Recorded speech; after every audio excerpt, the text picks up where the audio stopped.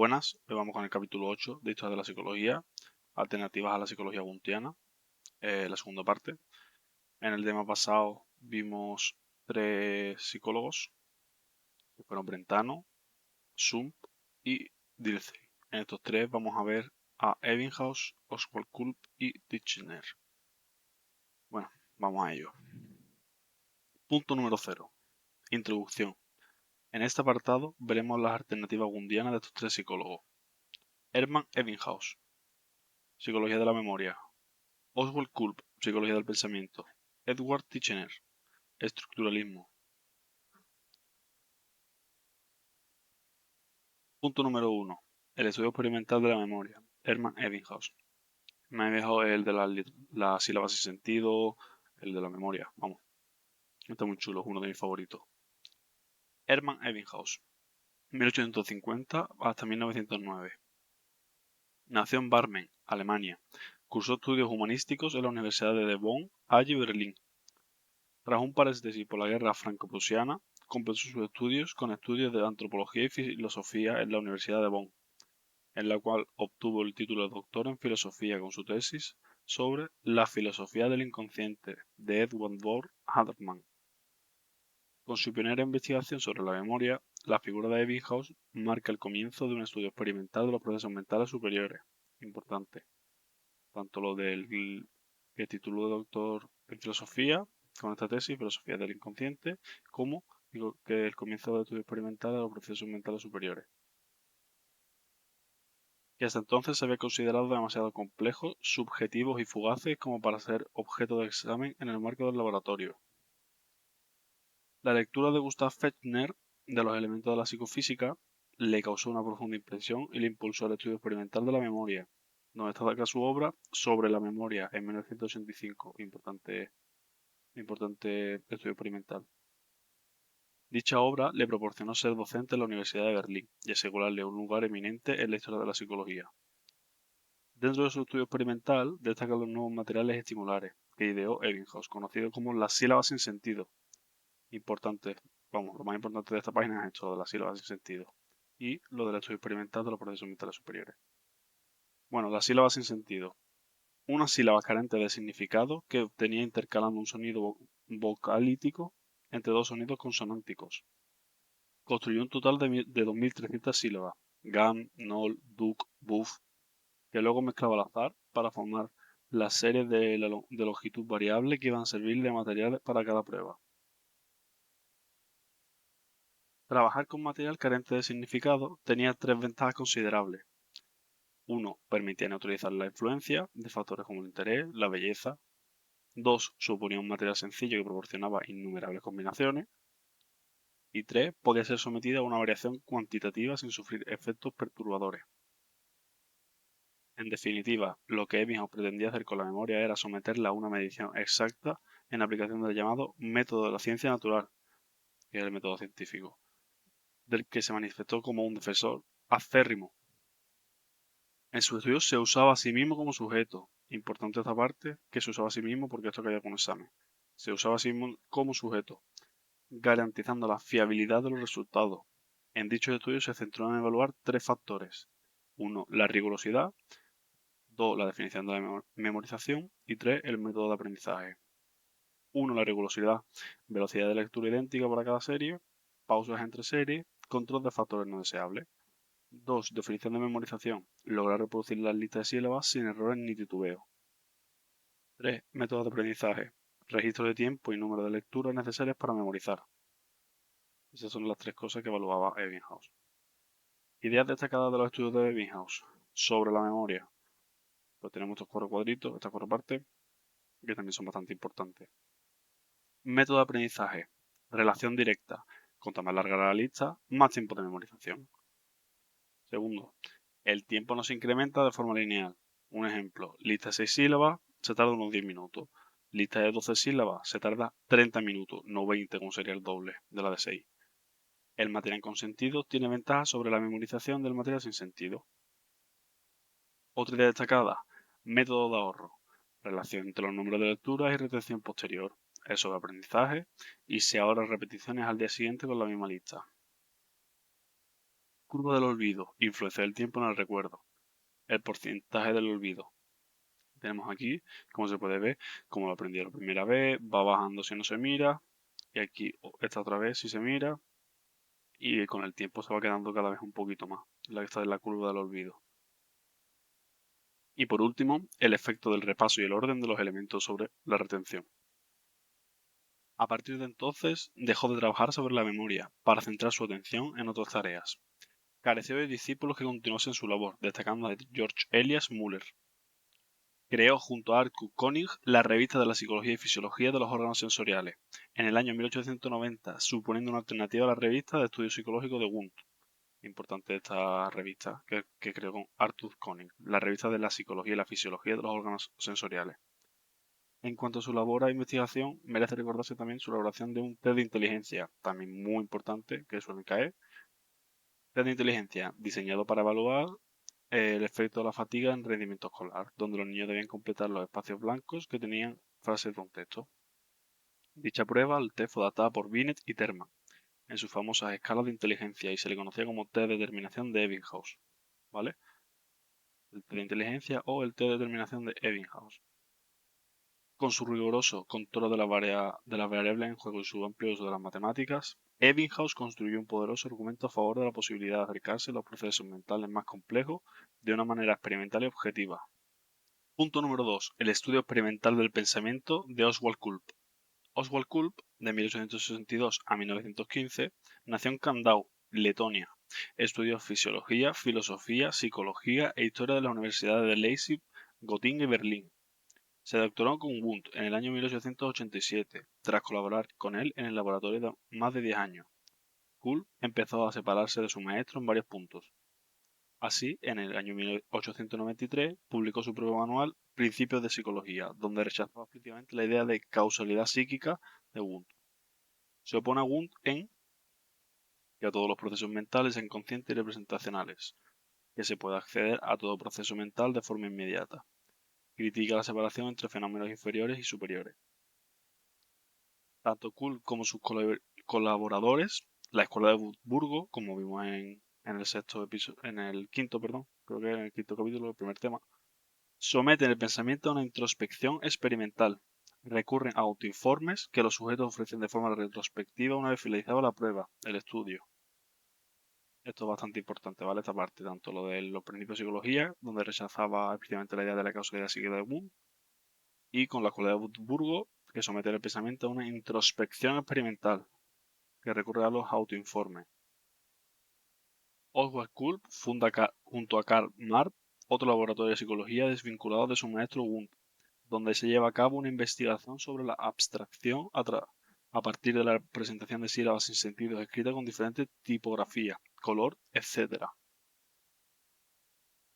Estudios realizados por la Escuela de Wurzburgo. El primer trabajo de la escuela, investigación sobre la clasificación psicológica de asociaciones, fue realizado por A. Mayer y J. Orff en 1901. Diseñaron una tarea de asociación libre y pidieron a los sujetos que relataran los estados mentales que tenían lugar en la presentación de los estímulos y su reacción. Se llegó a la conclusión de que existen estados de conciencia difíciles de describir.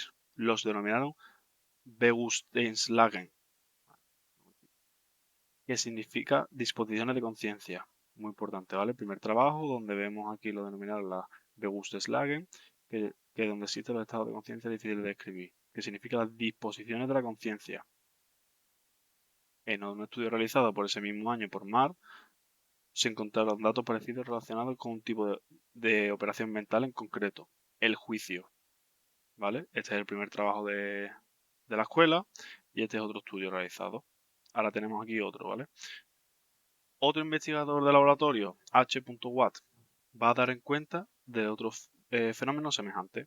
La tarea ordenada de los sujetos era sencilla, con instrucciones precisas. Buscar un concepto supraordenado. Ejemplo, paloma, una vez. Buscar un concepto subordinado. Ejemplo, mueble, silla. Buscar un todo o una parte en relación con un estímulo verbal.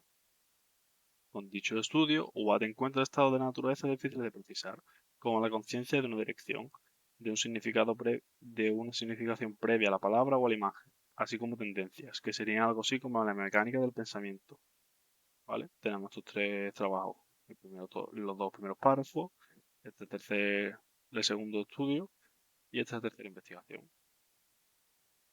Con una técnica parecida, A. Messer llevaría a cabo una serie de experimentos en el año 1906, con la intención de acercarse más al pensamiento libre, normal y espontáneo. Su objetivo era explorar los fenómenos que tienen lugar en la conciencia durante una variedad de procesos más o menos simples de pensamiento. Importante esta parte, el cual detectó una especie de saber puro, libre de toda mezcla sensible. Identificó todas estas actitudes de conciencia con el campo de experiencias que otros habían llamado pensamiento no formulado o pensamiento intuitivo.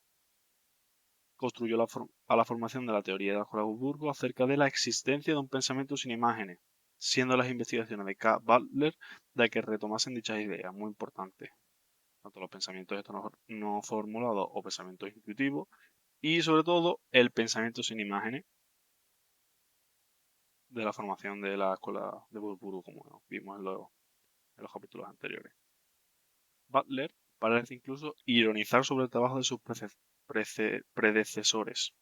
Él quiere saber lo que pasa cuando la gente piensa, y esto no puede estudiarse con técnicas de asociación libre o tareas simples como la comparación de peso de Humphreys en 1951. Él emplea aforismos filosóficos, poéticos o problemas filosóficos complejos, y solo recurrirá a sujetos tan entrenados como el propio Oswald Culp.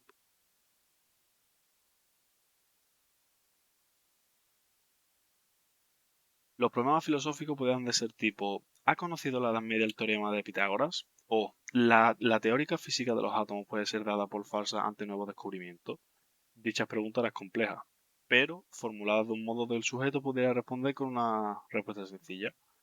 Butler elegía los enunciados de las preguntas en función de los gustos y preferencias de los participantes, pues consideraba que la motivación y el placer por la tarea era condición indispensable para provocar el pensamiento. ¿Vale? Considera que la motivación y el placer eran indispensables. La experiencia del pensamiento, según Butler, estaba constituida por 1. Representaciones sensoriales de modalidades diferentes, 2. Sentimientos y 3. Movimientos particulares de la conciencia, lo que vimos antes, que era el Bewusstsein-Lagen.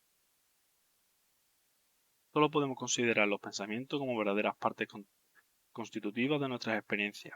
Junto a las sensaciones y los sentimientos, el pensamiento debe ser considerado, pues, como una nueva categoría mental.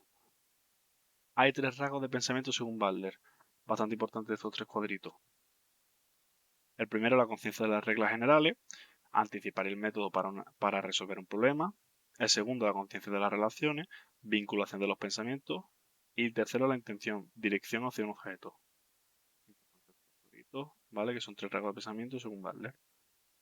Lo importante no eran los objetos, sino la significación o el acto de significar. Esto era lo importante para Butler. Recurre a una parte de la terminología empleada por Husserl para definir la intención. Este desplazamiento de la escuela de Wurzburgo hacia una psicología del acto sería sin duda contestado por Wundt. Importante este desplazamiento de la escuela de Wurzburgo hacia una psicología del acto. Que ya vimos que tuvo rifirrafe con Wundt.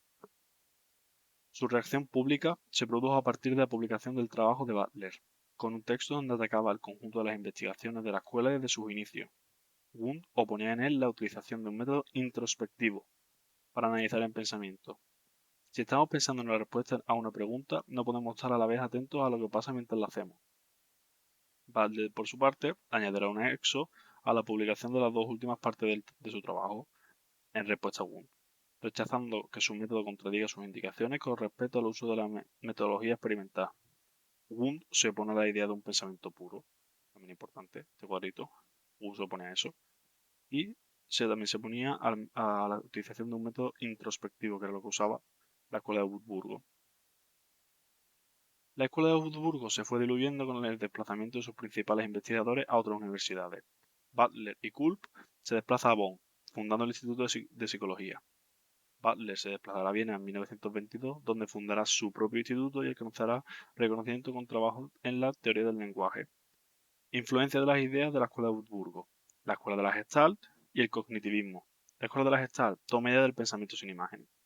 Cognitivismo, años 50. Tras el conductismo, buscan ocuparse de procesos cognitivos.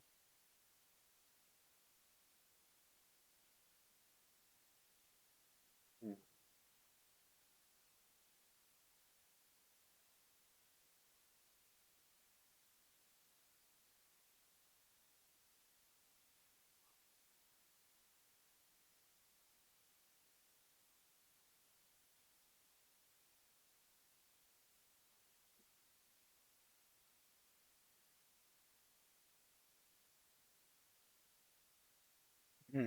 Punto 3. El estructuralismo. Edward Bradford Titchener. Edward Titchener, de 1867 a 1927, nació en Chichester, en Inglaterra. Estudió filosofía y filología clásica en la Universidad de Oxford. Se interesó también por la fisiología y la psicología, en particular por la obra de Wundt. Rechazó ideas como la percepción y se divulgó de la psicología de los pueblos, pero desarrolló y prolongó la vertiente wundiana fisiológica o experimental. Se esforzó por incorporar ideas de otra fuente como la de Brentano, pero supuso un tardío esfuerzo, ya que no la consiguió complementar. En los Estados Unidos dirigió el Laboratorio de Psicología de Cornell, siendo un centro sumamente activo de investigación experimental. Titchener reclamaba para la psicología un punto de vista científico que permitiera insertarla en el marco de las ciencias naturales. El nuevo positivismo científico del físico y filósofo austriaco Ernst Mach le iba a proporcionar una herramienta legitimadora inestimable, porque Marx defendía una concepción de la realidad radicalmente empirista, según la cual lo que hay no es ninguna entidad substancial que subyaga a la experiencia y le sirve de soporte, llámese esta materia o espíritu, sino tan solo una experiencia misma, la experiencia sensorial. Importante estas dos últimas líneas, lo de que no hay ninguna entidad substancial que subyaga la experiencia y le sirve de soporte, llámese esta materia o espíritu, sino tan solo la experiencia misma, la experiencia sensorial. La experiencia es el objeto de estudio, también muy importante. Y no habrá ninguna razón para considerar la psicología y las ciencias naturales como disciplinas de distinto rango. En el cuadrito vemos que Titchener defiende la psicología como la suma total de la experiencia humana, de acercar la idea de Mach. Titchener entiende que toda experiencia implica inmediatez. Rechaza la distinción entre experiencia inmediata y experiencia inmediata. Se aleja de las ideas de Wundt.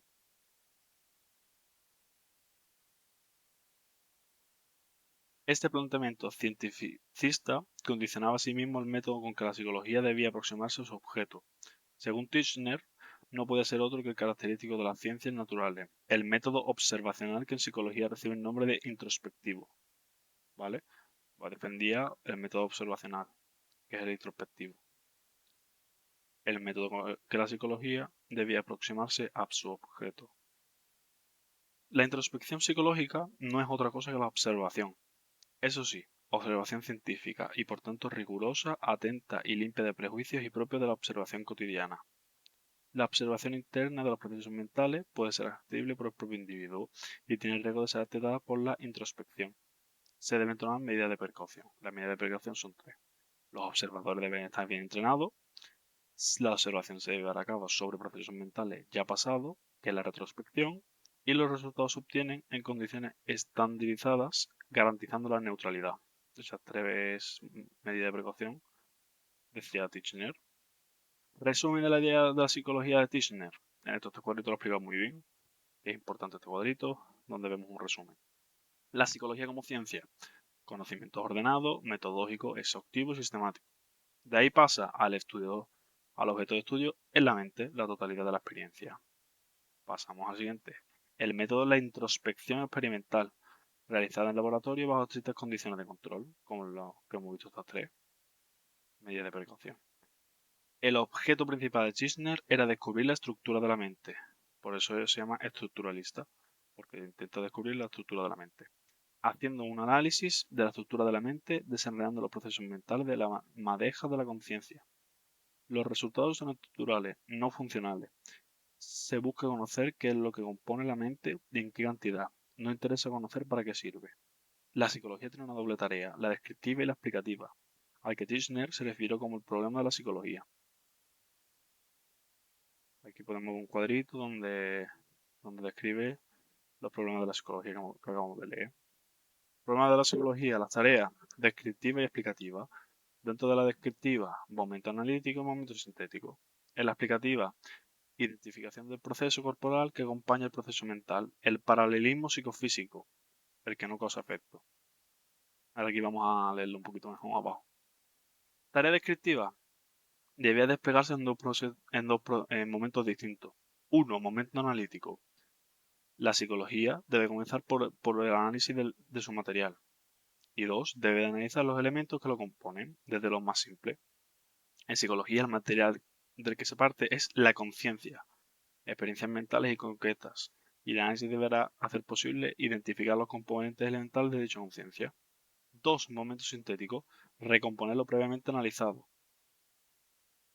En psicología será la formulación de leyes que rigen la conexión de los elementos mentales descubiertos para formar las experiencias mentales de las que se obtuvieron. Y ahora vamos con la otra tarea. Tarea explicativa. Establecer las condiciones fisiológicas que originen los procesos mentales. Tishner rechazaba la idea de causa-efecto, donde hemos visto aquí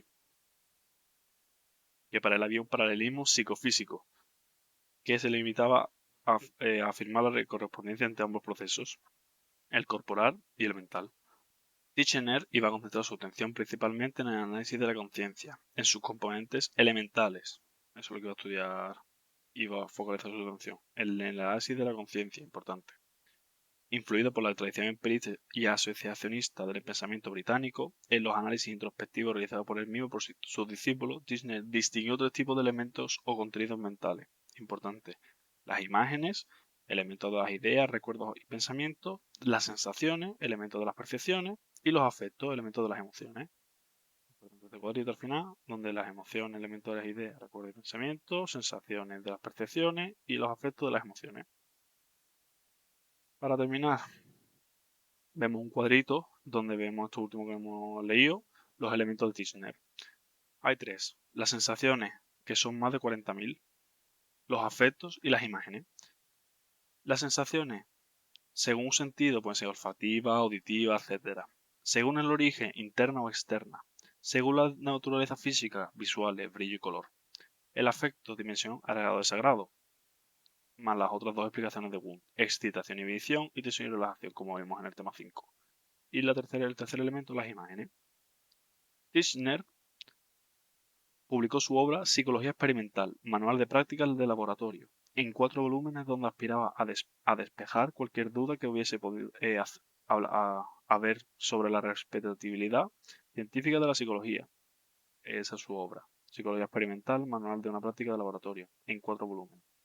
Se desmarca de la APA porque considera que las nuevas derivas psicológicas como el funcionalismo son prematuras y poco científicas.